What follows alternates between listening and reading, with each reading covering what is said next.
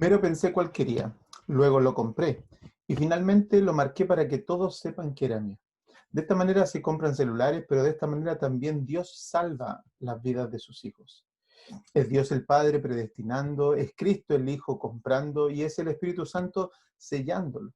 ¿Todo para qué? Para la alabanza de la gloria de su gracia. Queridos hermanos, sean bienvenidos a una escuela dominical más en la primera iglesia de Concepción.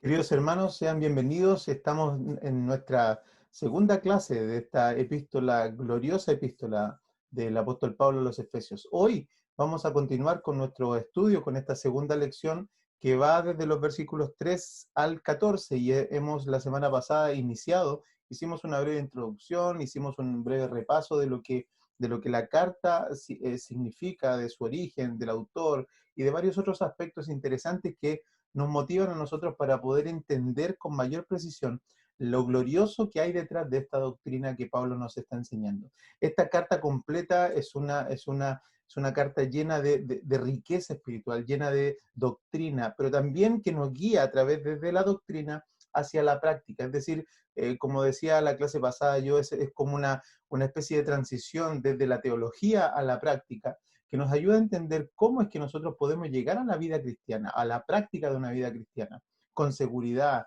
de alguna manera sin temores, porque en verdad comprendemos lo que somos y la posesión que tenemos en Cristo.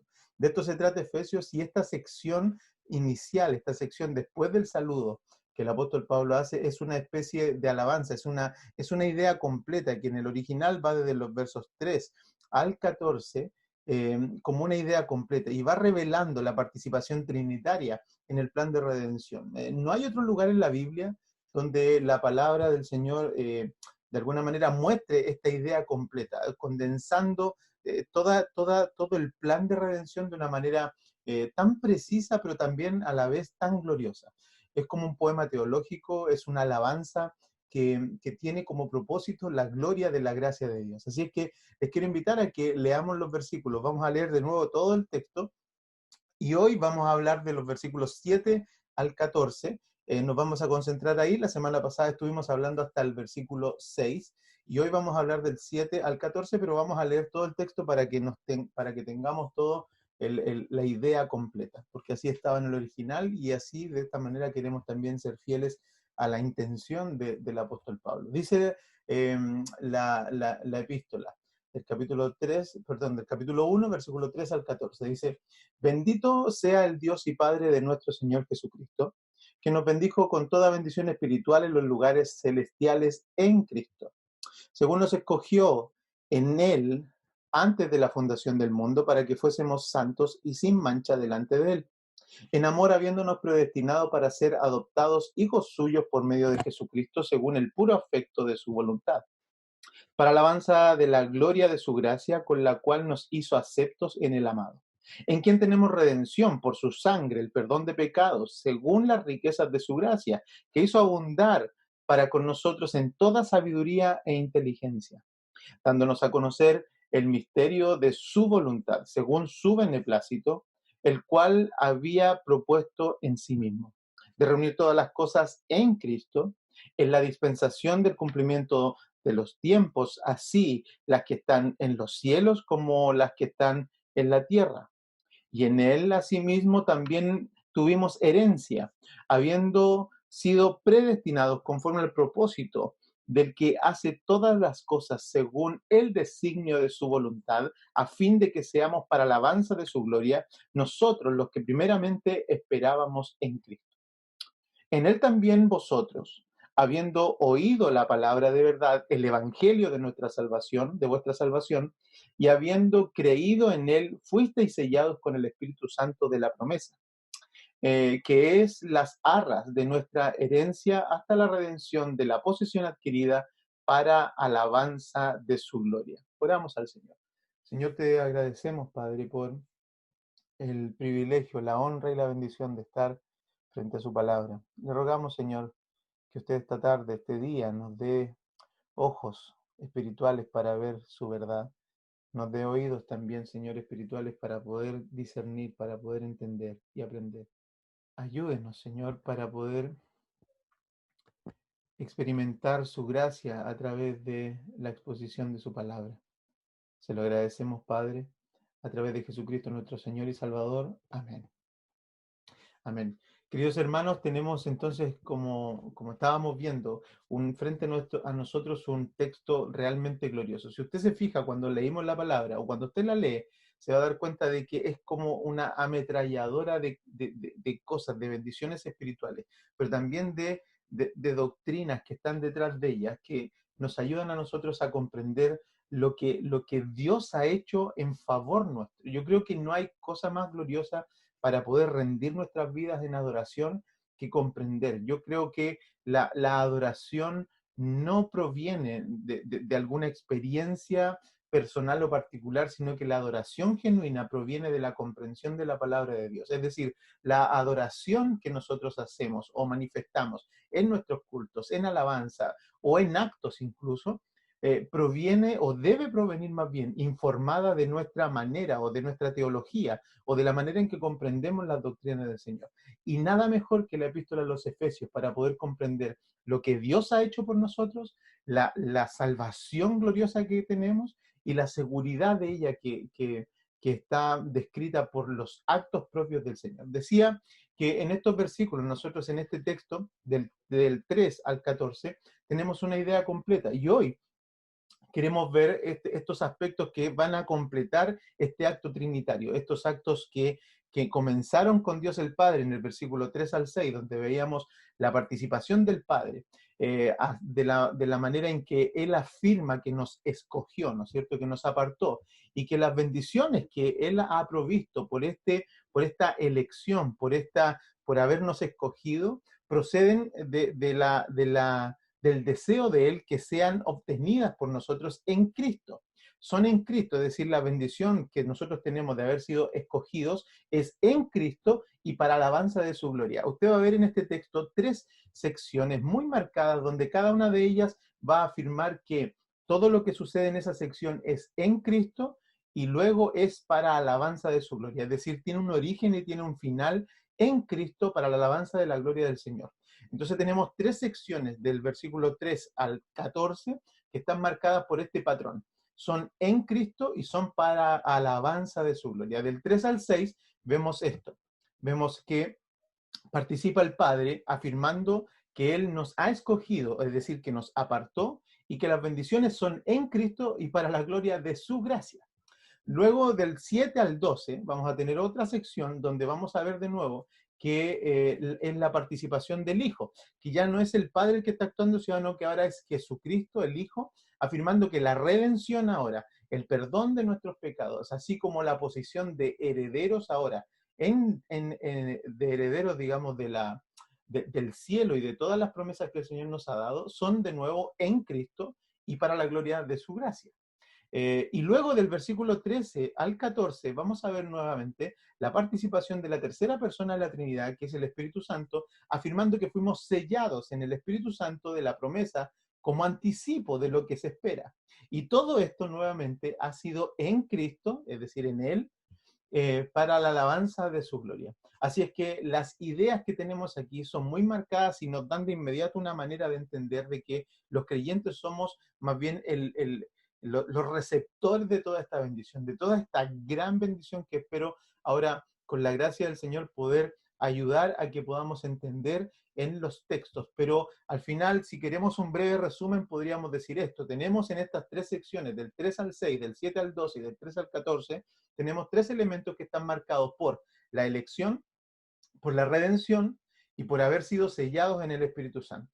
¿Sí? Y estas 3 secciones, a su vez, están marcadas por un patrón que tienen que ver con en Cristo y para la gloria de Dios. ¿Sí? Es decir, esos elementos están ahí. Entonces somos escogidos, somos redimidos, somos sellados en Cristo, somos redimidos en Cristo, somos escogidos en Cristo y somos estas 3 cosas hechos para un objeto, para un fin último, que es la gloria de la gracia de Dios y para la alabanza de su gloria, como va a decir al final de estos versículos. Así es que Les quiero invitar a que veamos ahora estos textos porque creo que, hermanos, nosotros debemos tener una comprensión, aún en estos tiempos, mayor de reafirmar nuestra posición en Cristo para poder estar firmes ante las acechanzas del enemigo, pero estar firmes también en una generación que se ha tornado, que le ha dado completamente la espalda a Dios. Ya no queda duda de esto. Si antes era duda, si antes había un poco más de ambigüedad en esto, hoy lo vemos de frente, de cara a nosotros los creyentes, de que la humanidad completa, las personas que están sin Cristo, el mundo, está gobernado por Satanás y le ha dado vuelta la espalda a Dios. Y nosotros los creyentes empezamos a aparecer estos bichos raros, empezamos a aparecer estas personas desagregadas de la sociedad que cada vez vamos a tener más presiones. Hoy las estamos teniendo. Y con el tiempo creemos que van a ser aún peores. ¿Qué es lo que va a afirmar al creyente? Y eso es algo que nosotros debemos comprender. ¿Qué es lo que va a afirmar al creyente en estos días, ¿cierto? O en esta generación o en las generaciones venideras, ¿qué es lo que va a afirmar a un creyente para poder decir que él está estable, firme, sólido y que no va a mover su fe? ¿Va a ser la forma en que canta? ¿Va a ser la iglesia o el lugar donde va?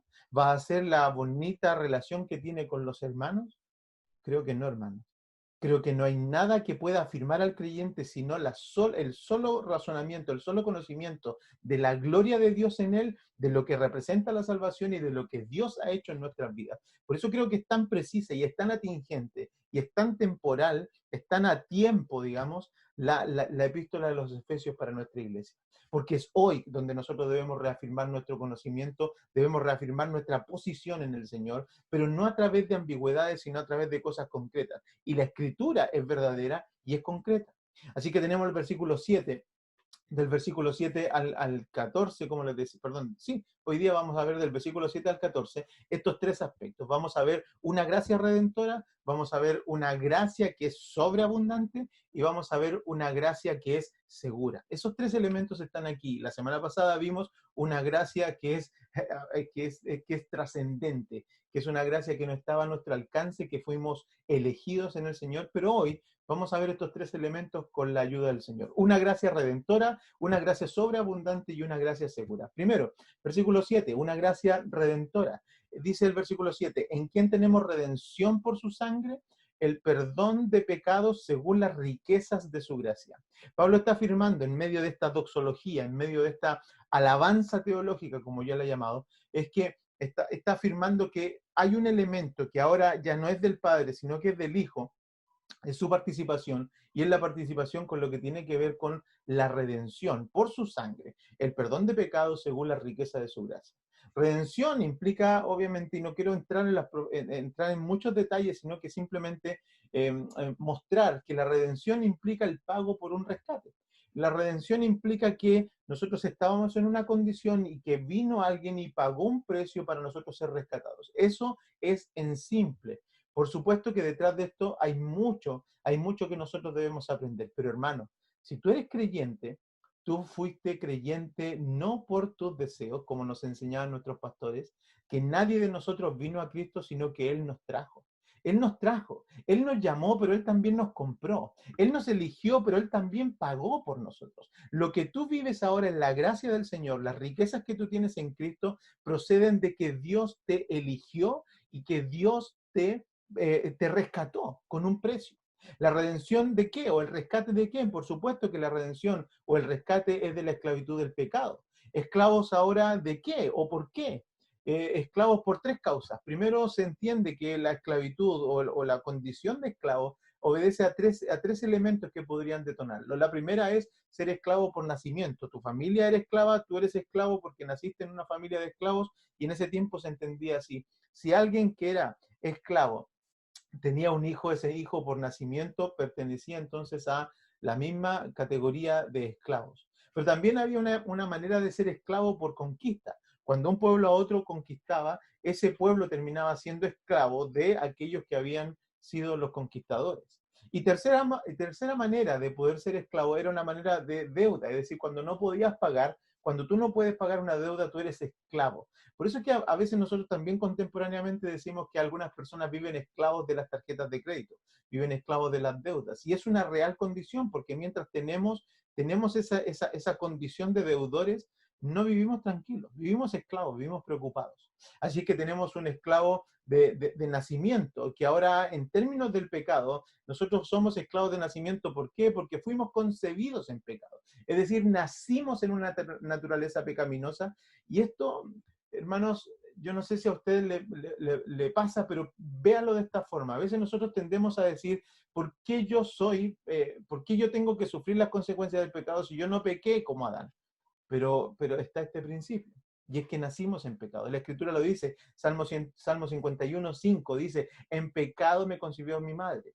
En pecado me concibió mi madre, reconociendo que estamos bajo esa naturaleza pecaminosa. Luego, la conquista, si pudiéramos verlo de esta manera, también fuimos conquistados por el pecado. El pecado reina en nuestros cuerpos y en nuestra maldad. Usted es pecador no porque alguien lo atrae, sino que por nuestros deseos nosotros pecamos. Y esto muestra entonces lo difícil y lo imposible que es salir de este estado sin rescate.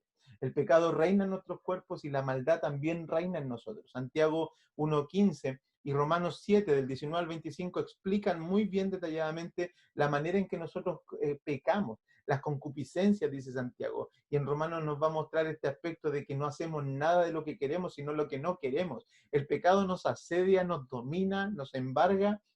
El pecado reina sobre nosotros, hermanos, y nosotros no podemos, no tenemos capacidad de salir de esta condición si no es que nos rescatan, si no es que alguien paga el precio por nosotros. Pero también hay un aspecto de deuda, la deuda del pecado. Y dice la Escritura en Romanos 6:23 que la paga del pecado, es decir, la paga de esa deuda, ¿no es cierto?, de pecado, es muerte.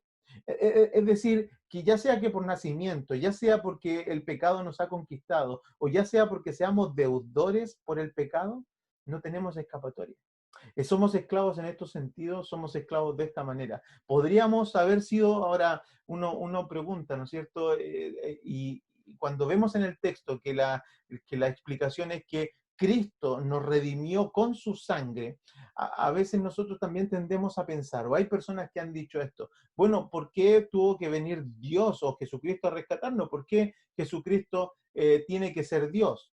Porque van a tratar de chocar con nuestra postura de que nosotros entendemos y creemos por la palabra que Jesucristo es Dios y hombre.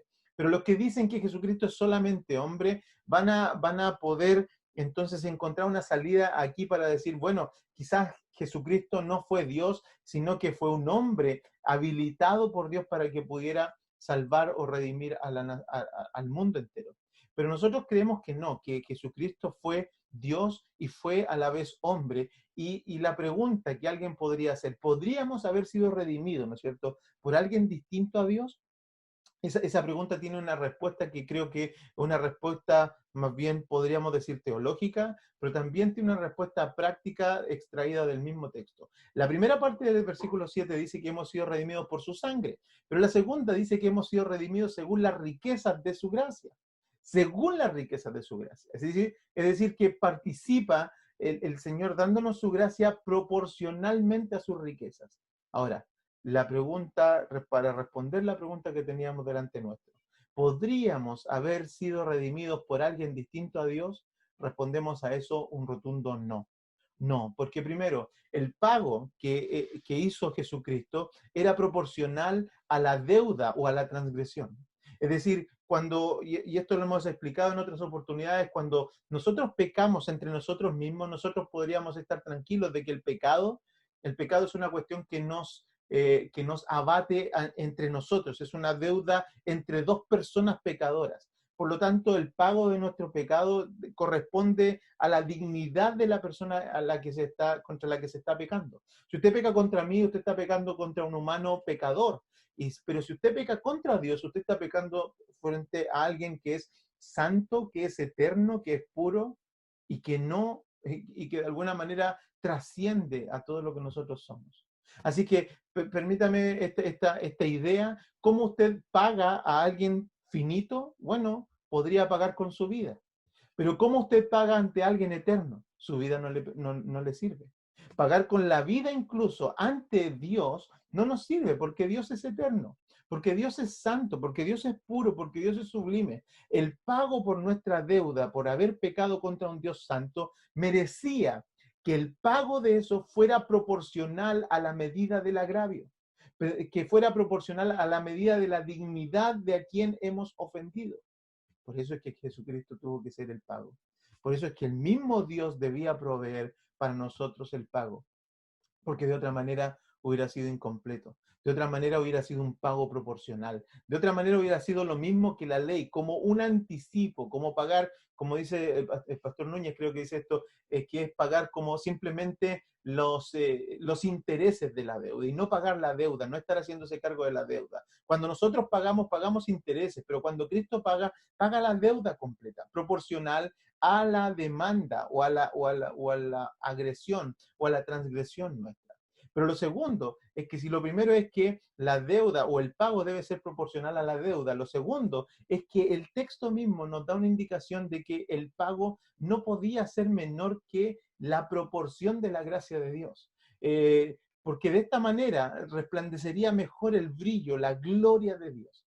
Fíjese que si Dios pagaba con algo que fuera no de él, ¿cierto? Que si Dios hubiera pagado simplemente habiendo mandado un ángel perfecto por nosotros, si hubiese preparado el Señor incluso la mitad de su gracia, la mitad de su reino, la mitad de su esplendor, no hubiera terminado por pagar. No hubiera sido proporcional porque Dios tiene abundante gracia. Dios es eterno, Dios es glorioso y por lo tanto lo que Él paga dice que nos dio según o conforme, ¿cierto? Según las riquezas de su gracia. Así es que de esta manera, cuando el Señor se compromete, cuando es el mismo Dios el que viene y paga por nosotros, cuando es su Hijo amado, cuando es Jesucristo muriendo en la cruz, nosotros empezamos a ver un brillo distinto. Vemos el compromiso de un Dios amoroso, vemos el amor de un Dios entregado, como dice la Escritura, que no estimó a ser igual a Dios como cosa que aferrarse, sino que descendió y se humilló hasta lo sumo y en la condición de hombre murió y murió en cruz. Vemos el compromiso de un Dios, vemos el amor de un Dios que no se reserva, que nos da sobras, como a veces nosotros damos, como a veces nosotros hacemos para hacer buenas obras. Nosotros hacemos buenas obras, pero de lo que nos sobra. Dios hizo una buena obra, pero trayendo a alguien a su mesa. Nosotros hacemos buenas obras y le damos a las personas un pan en la puerta, le damos un paquete de tallarines en la puerta, le damos algo de dinero en la puerta. Pero Jesucristo cuando hace su obra de misericordia, Él toma a esta persona que está en la puerta, este mendigo, este alguien que incluso ni siquiera es alguien que viene a pedir, sino que es alguien que lo ha agredido y lo trae y lo pone en su mesa, porque lo hace conforme a la gloria y a su gracia. Él lo hace conforme o según las riquezas que Él tiene en su gracia. Hermanos, yo creo que esto es algo que nosotros nos empieza a mostrar, que Él nos escoge, Él nos escoge, Él nos salva, pero no así nomás desde lejos, sino comprometido.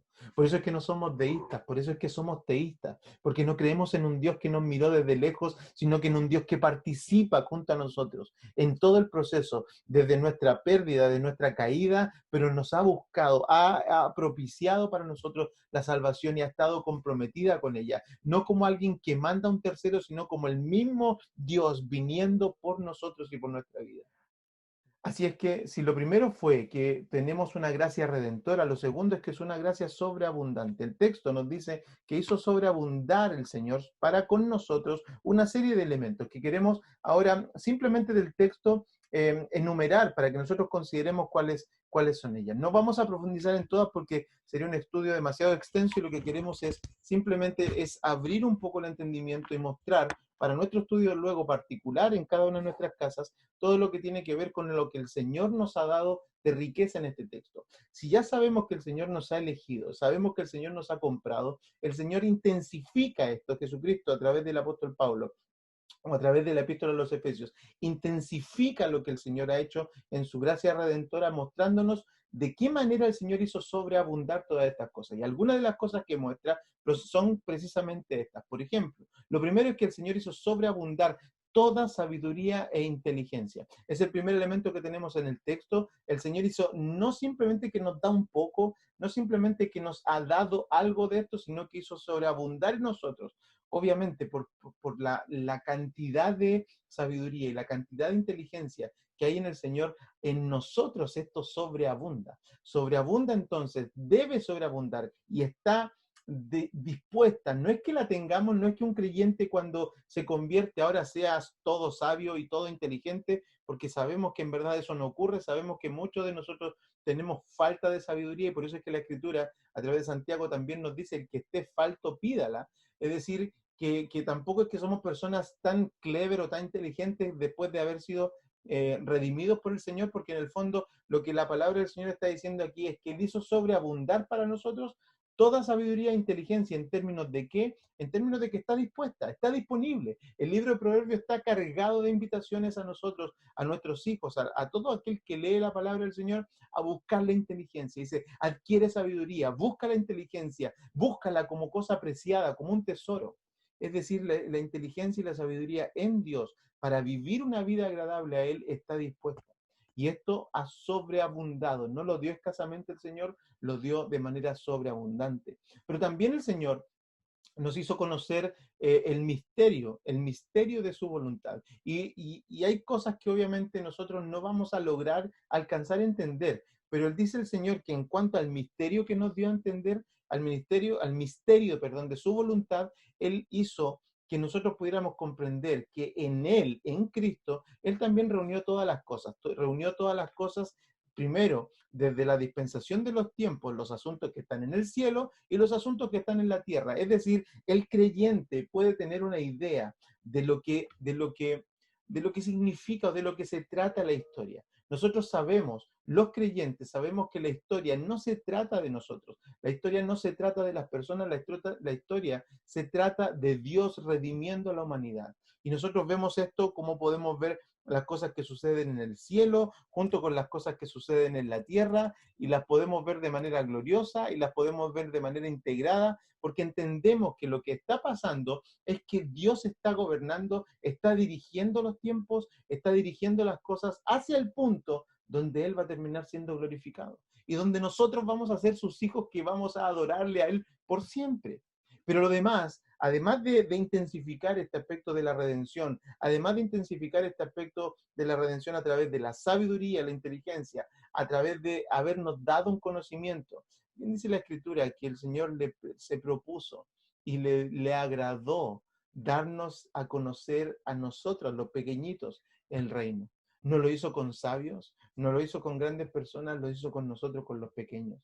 Así que nos ha dado sabiduría e inteligencia disponible para el creyente, ha dado a conocer el misterio de su voluntad, es decir, todo lo que está sucediendo en los tiempos, en el cielo, en la tierra, todo junto para poder entender que finalmente es el Señor quien está dirigiendo esta historia, pero también nos ha dado a entender de que ese sobreabundar de gracia tiene que ver con este aspecto de ser herederos, de tener herencia. Y fíjese que la Escritura lo muestra en un verso o en un tiempo, el verbo de tener que está en pasado. Y dice: tuvimos herencia. Ahora, ¿cómo se explica esto? ¿Cómo entendemos de que no es coherente para nuestro lenguaje, para nuestra manera de entender? Es que tuvimos, es como que si ya lo hubiéramos tenido antes. Y eso no es lo que está afirmando el texto está afirmando que hay una seguridad y eso lo entendemos a través de comprender cómo funciona la mente de un judío, cómo funciona la manera en que ellos se comunican. Y cuando un judío quiere expresar una idea de seguridad futura, es decir, que algo va a suceder sin ninguna duda, lo expresan en tiempo pasado. Lo expresan en tiempo pasado. Es como decir, por ejemplo, si alguien tiene la seguridad, por ejemplo, de que se va a graduar, lo diría de esta manera: yo me gradué, tuve mi graduación. Porque está asegurando, quiere asegurar de alguna manera de que esa graduación no hay duda, no hay forma en que eso no pase. Cuando Pablo está mostrando esto, está mostrando este aspecto de la herencia, como una manera en que la gracia del Señor sobreabundó en nosotros, en que no hay forma que un creyente genuino, no hay forma de que alguien que haya sido salvado por el Señor pueda estar ajeno de la herencia venidera que vamos a tener en Cristo Jesús. Entonces lo muestra de esta manera, en Él, y lo muestra en pasado, porque en esa lógica, insisto, en esa lógica es una manera de asegurar que algo futuro va a pasar sin ninguna duda. Ahora, ¿por qué tuvimos herencia? La Escritura también lo muestra en estos versículos y dice, porque fuimos predestinados conforme al propósito de Él para hacer las cosas según su voluntad. Es decir, que de nuevo se dan cuenta de que hay en este aspecto una idea que va trascendiendo, que va avanzando, de que nosotros los creyentes tenemos seguridad en Cristo por haber sido redimidos por Él sin participación alguna del hombre, sin participación alguna de nosotros los creyentes. Y finalmente, esta sección o esta porción de estos versículos, hasta el 12, termina con esta proposición de nuevo, con esta afirmación de que todo lo que ha sucedido, toda la gracia, todo la redención, todo este énfasis en sobreabundar en nosotros con regalos espirituales, ha sido para que seamos para alabanza de su gloria. Somos para la alabanza de su gloria. Somos personas dedicadas y destinadas a adorar al Señor. Así que este es el propósito y esto nos da paso al último aspecto de lo que queremos ver hoy en este estudio, donde estamos hablando entonces del versículo 13 y 14, que va a ser una gracia segura. Es una gracia segura. Hemos visto la participación del Padre, la participación del Hijo, el énfasis en el abundar de la gracia de Dios sobre nosotros en sus regalos espirituales, pero ahora vemos la seguridad, el aseguramiento, cómo es que esto es sellado para nosotros, para que no tengamos dudas de que Dios está en nosotros. En Él también vosotros, habiendo oído la palabra de verdad y el evangelio de vuestra salvación, y habiendo creído en Él, fuisteis sellados con el Espíritu Santo de la promesa, que es la zarra de nuestra herencia, hasta la redención de la posesión adquirida para alabanza de su gloria. ¿Se da cuenta de nuevo el patrón? Es que en Cristo y para alabanza de su gloria. En Cristo y para alabanza de su gloria. Son los elementos que están en toda esta sección.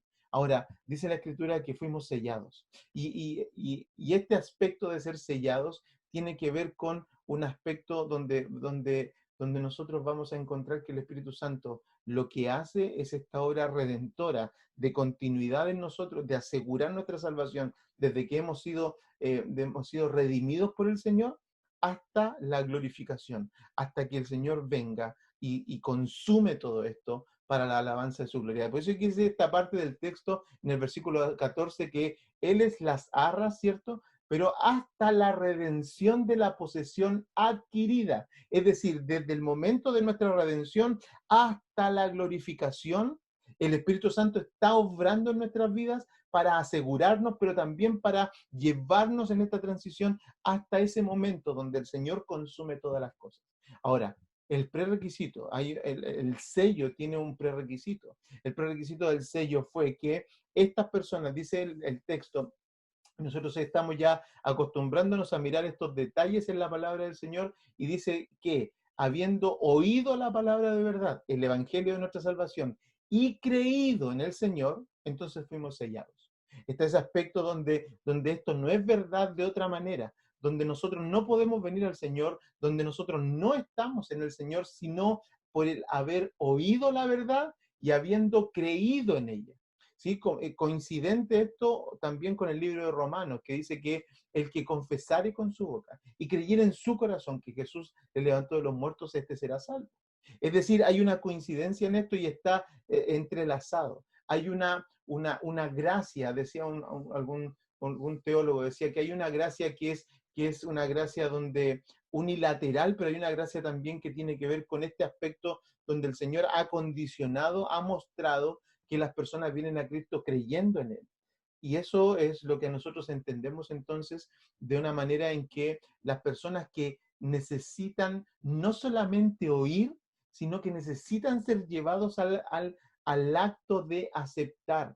Lo hemos hablado en otras oportunidades. ¿Se acuerdan que, por ejemplo, cuando tenemos el llamado del Señor a la gran comisión, ¿no es cierto? Es una gran comisión que a nosotros nos muestra este aspecto donde el Señor no solamente quiere que nosotros hagamos o que hagamos discípulos, pero no solamente hablándoles, sino que haciendo que estas personas lleguen al conocimiento del Señor, a obedecer la palabra de Dios. Una manera de exponer una disposición de obediencia es hacer lo que alguien te dice. De otra manera, no tienes tú cómo mostrar que estás obedeciendo, que estás creyendo lo que haces. Si tú no lo haces, entonces no estás demostrando lo que crees. Tenemos que hacer para demostrar lo que creemos. Por eso es que estamos viendo en esta parte que el Señor, el Evangelio está también vinculado con el oír, pero con el creer. Y el creer va a implicar hacer. Más adelante vamos a entrar en esta epístola que este aspecto toma un tono práctico para nosotros. Ya no se transforma más en teoría, que yo no le he llamado teoría, sino que le he llamado teología. Ya no se transforma más en teología, sino que va a pasar de la teología a la práctica. Y fuimos sellados, y ese sello es una garantía de propiedad, pero también de originalidad. Ese sello, las cosas se sellaban como cuando, por ejemplo, alguien sellaba un regalo, cuando se sella algo, o incluso en la tumba de Cristo, piensen en eso, se sellaba para garantizar que lo que estaba ahí adentro existía y era real. Estaban selladas las cosas, y entonces el sello tiene que ver con este aspecto de ser sellados de manera tal de que nosotros podamos decir que eso lo que está pasando ahí es real, pero también que en algún aspecto es original. El sello ahora tiene otro elemento más. Nosotros vemos en este pasaje, o en estos dos cortos versículos, que dice, en él también, habiendo oído la palabra de verdad, el evangelio de nuestra salvación, y habiendo creído en él, fuisteis sellados con el Espíritu Santo. ¿Sí? Esto es importante porque esto nos va a ayudar a entender otro elemento que probablemente confunde a muchas personas. Dice, somos sellados, no somos sellados, perdón, en el Espíritu Santo, sino que somos sellados con el Espíritu Santo, que es algo distinto. El Espíritu Santo, entonces, si es que somos sellados con el Espíritu Santo, significa que el Espíritu Santo no es un elemento. Si nosotros fuéramos sellados en el Espíritu Santo, podríamos decir que alguien, que el Espíritu Santo viene y nos sella con algo de él, con un elemento, pero no, el Espíritu Santo nos sella con él. Es decir, que no es un elemento, sino que el Espíritu Santo es una persona. Es una persona. No es algo que nos sella a nosotros, no se da en porciones tampoco, sino que se da de manera completa. Fíjense cómo el Evangelio de Juan, aquí vamos a ver algunos textos que nos van a ayudar a comprender esto. Juan 16:7 dice, pero yo os digo la verdad, os conviene que yo me vaya, dice Jesucristo, porque si no me fuera, el Consolador no vendría a vosotros, mas si me fuere, os lo enviaré. Jesucristo está diciendo, yo me tengo que ir, si yo me voy, envío al Consolador, envía a una persona, envía a alguien de la misma calidad de él, de la misma categoría de él. Y si viene, no va a ser entonces en parte. Si el Espíritu Santo viene, viene completo sobre la vida del creyente. Otro aspecto es que si es una persona, también entonces va a cumplir una función que va a ser la función de acompañarnos. Es una persona que acompaña al creyente. Juan 14:26 dice, mas el Consolador, el Espíritu Santo, a quien el Padre enviará en mi nombre, Él os enseñará todas las cosas y os recordará todo lo que yo os he dicho. Ahí está, una función, es que el Espíritu Santo nos enseña, es que el Espíritu Santo tiene actividad.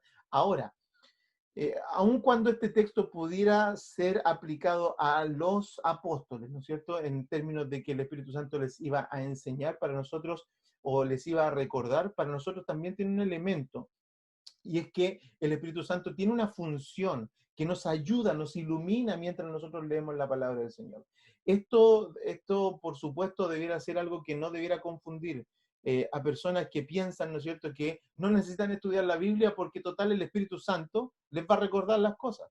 Mi cuestionamiento con eso es que nadie te puede recordar algo que antes no sepas, ¿sí?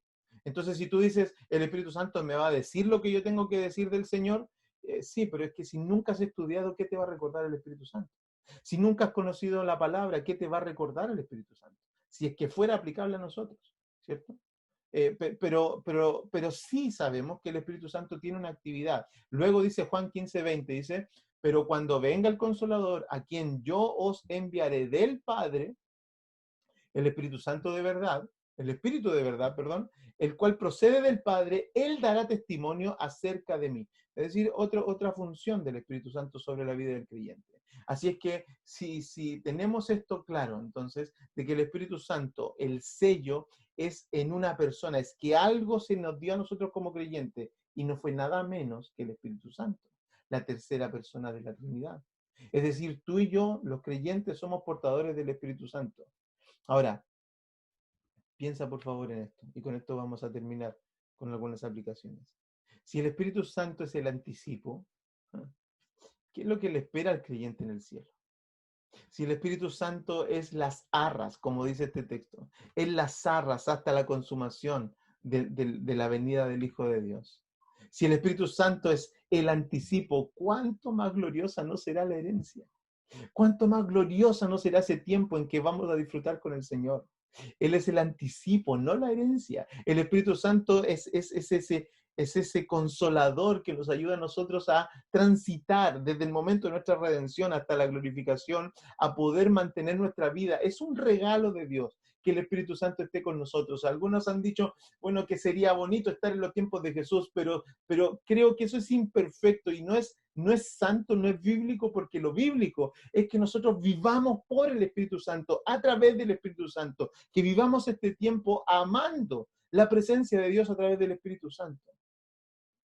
Yo creo que por eso este intérprete, este autor, Newton, John Newton, que escribió Amazing Grace, ¿cierto? Él podía decir esto, de esta sublime gracia. De esta sublime gracia, porque ahora si nosotros pensamos en todo lo que hemos visto, pensamos en que Dios nos elige, en que Cristo nos compra y el Espíritu Santo nos sella, y ese sello es indestructible, porque ¿quién podría romper la capacidad o el poderío que tiene el Espíritu Santo sobre los creyentes? ¿Quién podría apartarme, como dice Pablo, del amor de Cristo? ¿Quién podría sacarnos de esta gracia redentora? ¿Quién podría alejarnos del favor de Dios? ¿Quién podría nosotros sacarnos de esta posición de herencia en Dios? Nadie.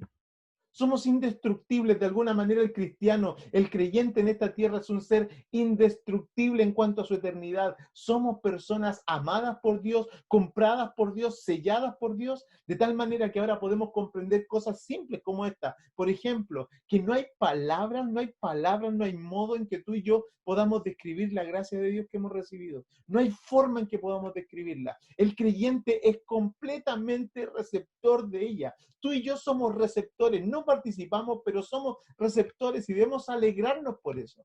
No debemos quejarnos por eso, no debemos decir, oh Dios, que es tan malo que no deja a nada a las posibilidades del hombre, sino que todo lo hace Él. Es bueno que Dios lo haya hecho así, es bueno que Dios nos haya elegido, es bueno que Dios nos haya comprado, es bueno que Dios nos haya sellado. Gloria a Dios por ello.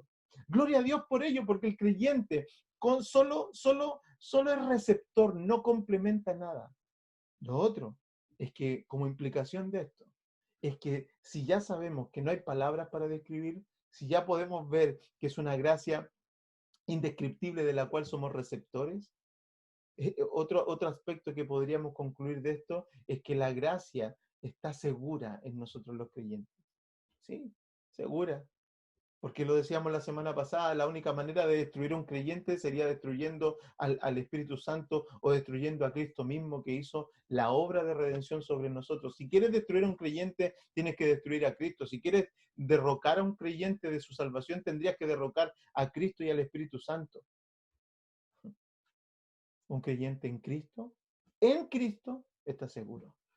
Un creyente viviendo en la roca que es Cristo será como esa casa asentada en la roca que es indestructible. Si gustamos entonces de la gloria del Espíritu Santo en nosotros, nos espera una gloria mayor. Esa es otra cosa que podemos concluir de esto, que como el Espíritu Santo es las arras, tenemos una gloria venidera que es incalculable, como lo dijo Pablo, cosas que ojo no vio, ni que oído oyó, ni que han subido a corazón de hombre, son las cosas que le esperan a los que están en Cristo.